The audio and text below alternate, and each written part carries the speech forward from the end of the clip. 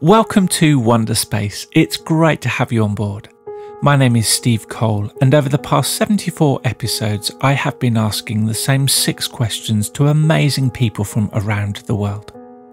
The questions orbit around wonder and stories of hopefulness, and the setting for each journey is this shared window on the space station, from where we see everything from a different perspective. Before we introduce our guest this week, our friends at asknature.org are going to help us to re-wonder. Scampering from limb to limb in a cold Alaskan forest, a squirrel finally reaches the end of a branch and leaps. Initially, he falls as would any other mammal in such a position, but then he spreads his own limbs, revealing wing-like membranes between them, and is borne by the air some 30 meters away. While technically gliding as opposed to flying, he still exerts deft control over his path, tilting slightly upward to catch more lift and speeding ahead. When reaching his destination, he rotates almost completely vertically, picking up even more lift that rockets him briefly upward, and intense drag that slows his momentum, allowing for a gentle 4-footed touchdown on a vertical tree trunk.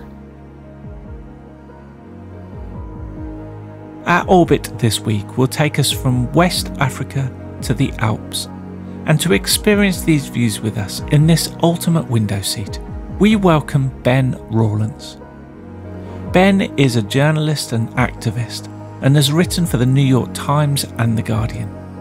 He is also the founding director of Black Mountains College in Wales, which is an institution devoted to creative and adaptive thinking in the face of the climate and ecological emergency.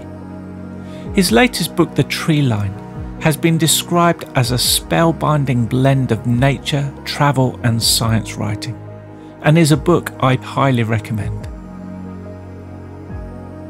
The full-length interview can be heard on the Wonderspace podcast, which can be found on our website and on most podcast platforms. For this video orbit, Ben answers 3 of our 6 questions, and I start by asking Ben to give us a glimpse into his life story so far, with an emphasis on what he is doing currently.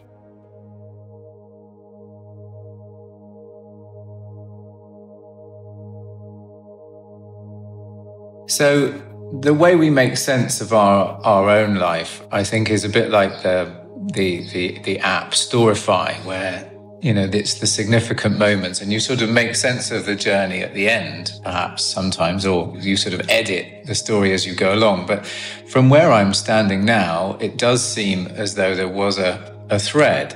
So having, as I said, grown up in south of England, ended up teaching English in Tanzania, starting to ask questions about the world and why it was arranged in the way it was. I then was desperate to learn more about Swahili, and this basically to get back to Tanzania as fast as I could. So I went to SOAS at University of London. I was lucky to be the last generation that got student fees paid. And then through that experience, wanted to find out more about the sort of political structures that were shaping the world. So I applied and I got a scholarship to the University of Chicago to do a master's in international relations. That gave me a very different experience of education.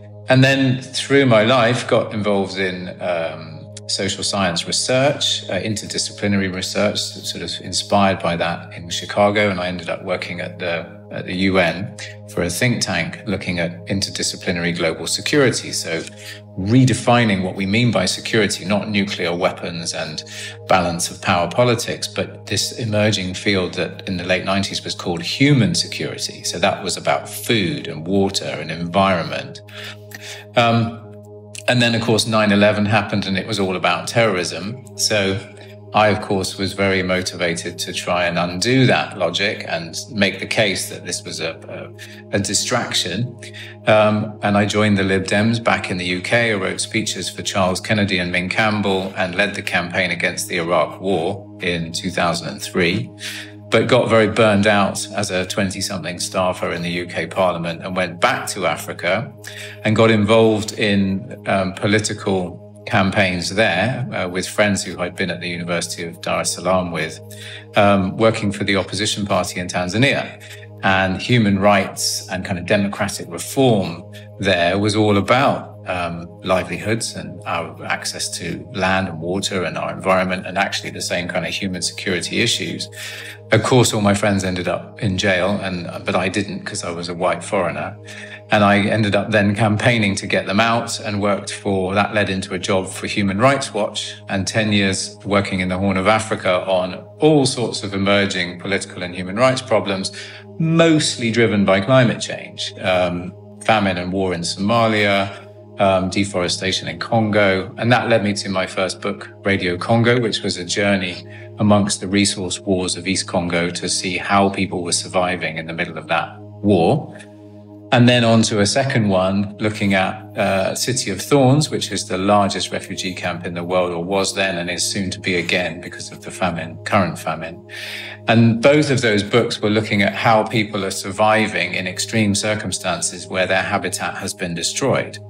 So this latest book now, The Treeline, is about trying to catch a glimpse of that process happening at the northern end of the world, and at the same time stopping to wonder at the amazing function of the boreal forest, which is the largest biome on the planet after the ocean, and all of the ecosystem services that provides in terms of weather, wind, rain, water discharge, regulation. I mean, it's absolutely essential to the functioning of our planet. So that was my kind of deep dive into the current situation of climate science. And I was astonished by my growing understanding of how badly prepared we are and how off the pace our governments are. And this is now common knowledge, but for the last sort of 5-6 years, it hasn't been so widely understood. So that was the beginning then of the idea that we need to get ready, and we need new kinds of education, because my experience in politics taught me that we can't rely on politicians to get ahead of the curve.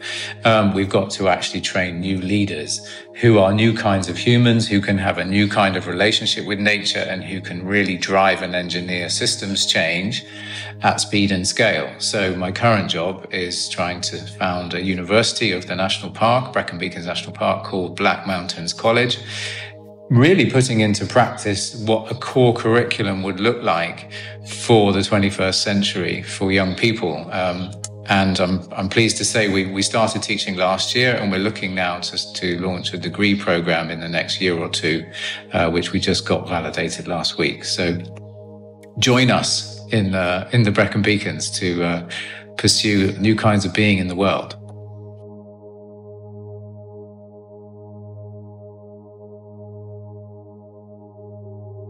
So for me, reset or recharge is cold water. Here at Black Mountains College, we're a big believer in embodied learning, that we learn through our whole bodies, that memory is dispersed in all our senses. And there's actually emerging research from one of our affiliates, Hannah Poikanon, about, she's a dancer and a neuroscientist, and shows that dancers have learn with all the cells in all the different parts of their body. And actually, just like nature, if you want to go from one state to another, from one equilibrium to another, there has to be some kind of transformation. So if you want, for example, water to turn into ice or turn into steam, you have to disrupt those molecules. They have to boil, or they have to freeze, and they have to reconfigure. So actually, I think you have to act upon the body to make those molecules vibrate at a certain pitch in order for them to resettle or reconfigure in a new way. So those breakthroughs for me mentally have to happen on the body. So that's why I find cold water at least twice a week. And we're blessed with cold lakes here in Wales. So that's what it is for me.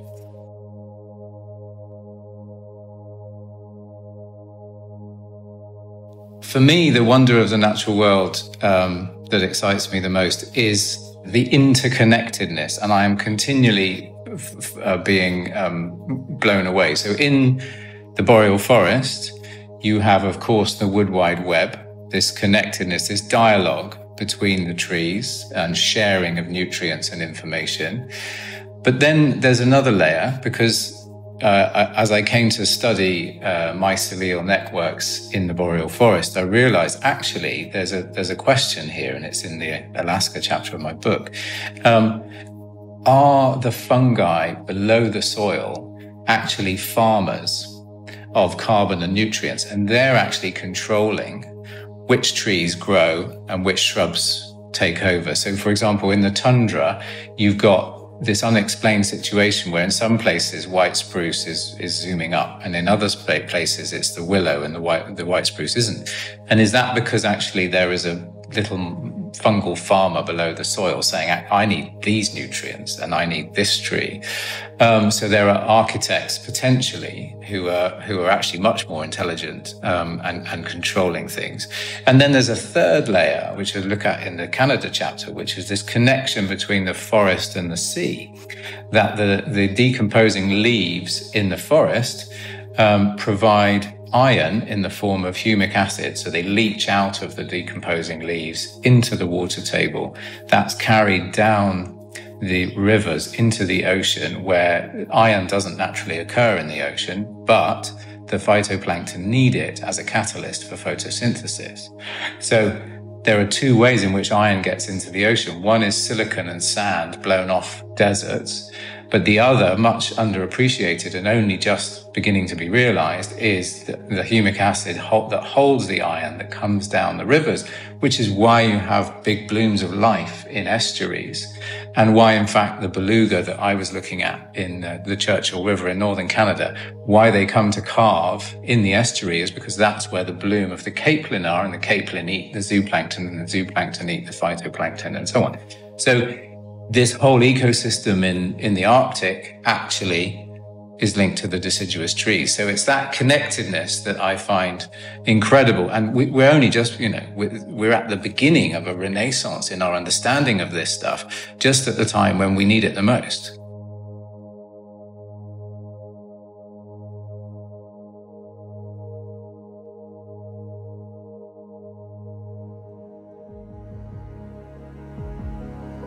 To find out more about the work of Ben and the college, go to blackmountainscollege.uk. You can purchase the Treeline book from all good bookshops. To engage with the previous 74 Wonderspace episodes, go to our website ourwonder.space. I want to thank Ben for joining us on Wonderspace, and I hope you can join us next week for more wonders and stories of hopefulness.